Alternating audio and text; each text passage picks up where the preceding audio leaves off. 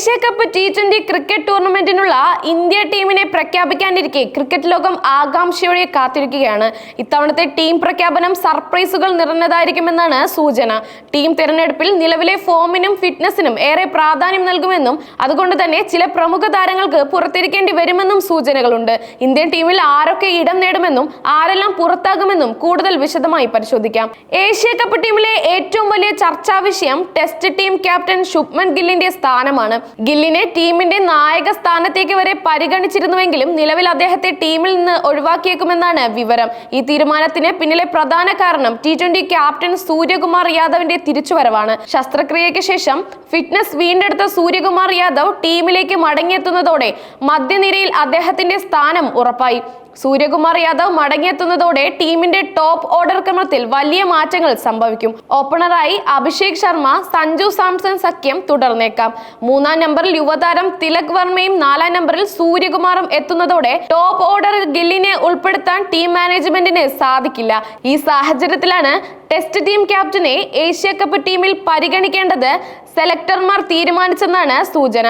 സമീപകാലത്ത് ഏകദിനത്തിലും ടെസ്റ്റിലും മികച്ച പ്രകടനം കാഴ്ചവെച്ച ഗില്ലിന് T20 ഫോർമാറ്റിൽ സ്ഥിരത പുലർത്താൻ സാധിക്കാത്തതും ഈ തീരുമാനത്തിന് പിന്നിലെ മറ്റൊരു കാരണമായിരിക്കാം. ടീം സെലക്ഷനിലെ മറ്റൊരു പ്രധാന ചോദ്യം സഞ്ജു സാംസന്റെ സ്ഥാനത്തെക്കുറിച്ചായിരുന്നു. കഴിഞ്ഞ മത്സരങ്ങളിൽ ഓപ്പണറായി തിളങ്ങിയ സഞ്ജുവിനെ ആ റോളിൽ തന്നെ നിലനിർത്താനാണ് സാധ്യത.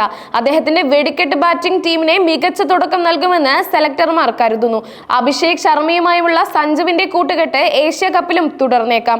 മധ്യനിരയിലേക്ക് വരുമ്പോൾ 5-ാം നമ്പറിൽ ഫിനിഷിംഗ് റോളിൽ റിങ്കു സിംഗിന് തന്നെയാകും സാധ്യത. തന്റെ മിന്നുന്ന പ്രകടനങ്ങളിലൂടെ ടീമിൽ ഇടം നേടിയ റിങ്കു ഫിനിഷർ റോളിൽ ടീമിനെ അനിവാര്യമായ ഒരു താരമായി മാറിയിരിക്കുന്നു. എന്നാൽ ടീമിൽ 2 വിക്കറ്റ് കീപ്പർമാരെ ഉൾപ്പെടുത്തിയാൽ റിങ്കുവിന് പകരം ജിതേഷ് ധർമ്മയോ ധ്രുവ് ജൂറലോ ഈ സ്ഥാനത്തേക്ക് എത്തിയേക്കാം. 1-ാം വിക്കറ്റ് കീപ്പറായ സഞ്ജു തുടരുമ്പോൾ 2ാമത്തെ വിക്കറ്റ് കീപ്പർ സ്ഥാനത്തിനായി ജിതേഷ് ശർമ്മയും ധ്രുവ് ജുറേലും തമ്മിൽ ശക്തമായ മത്സരം നടക്കുന്നുണ്ട്.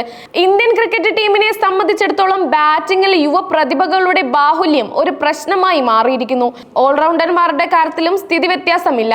ഹാർദിക് പാണ്ഡ്യ, അക്ഷർ പട്ടേൽ, ശിവം ദുബെ, നിതീഷ് കുമാർ റെഡ്ഡി, വാഷിംഗ്ടൺ സുന്ദർ എന്നിവരിൽ നിന്ന് 3 പേർ മാത്രമായിരിക്കും ആദ്യ 11-ൽ എത്തുക. ഇടം കയ്യൻ സ്പിന്നറായ അക്ഷർ പട്ടേൽ ടീമിൽ ഏറെക്കുറെ ഉറപ്പാണ്. ഇതോടെ വാഷിംഗ്ടൺ സുന്ദറിന് എല്ലാ മത്സരങ്ങളിലും അവസരം ലഭിച്ചേക്കില്ല. ശിവം ദുബെയും നിതീഷ് കുമാർ റെഡ്ഡിയും തമ്മിലാവും ഒരു സ്ഥാനത്തിനായി പ്രധാന മത്സരം നടക്കുക. ബാറ്റിംഗ് നിരയിൽ യുവതാരങ്ങളുടെ ധാരാളിത്തം അനുഭവപ്പെടുമ്പോൾ ബോളിംഗ് ഡിപ്പാർട്ട്മെന്റിൽ ടീം കടുത്ത ആൾക്ഷാമം നേരിടുന്നു.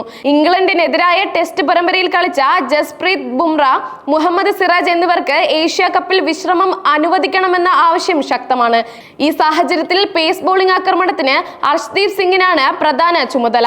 ടീമിൽ പേസ് ബോളിംഗ് ഓൾറൗണ്ടർമാർ ഉള്ളതിനാൽ 2 പേസർമാർ മാത്രമായിരിക്കും ആദ്യ 11-ൽ എത്താൻ സാധ്യത. ടീമിലെ ഏക സ്പെഷ്യലിസ്റ്റ് സ്പിന്നറായി വരുൺ ചക്രവർത്തി തുടരും. ഇന്ന് നടക്കുന്ന ടീം പ്രഖ്യാപനം ഒരുപാട് ചോദ്യങ്ങൾക്കുള്ള ഉത്തരങ്ങൾ നൽകും.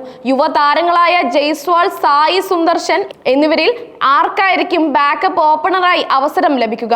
ആരായിരിക്കും 2ാമത്തെ വിക്കറ്റ് കീപ്പർ?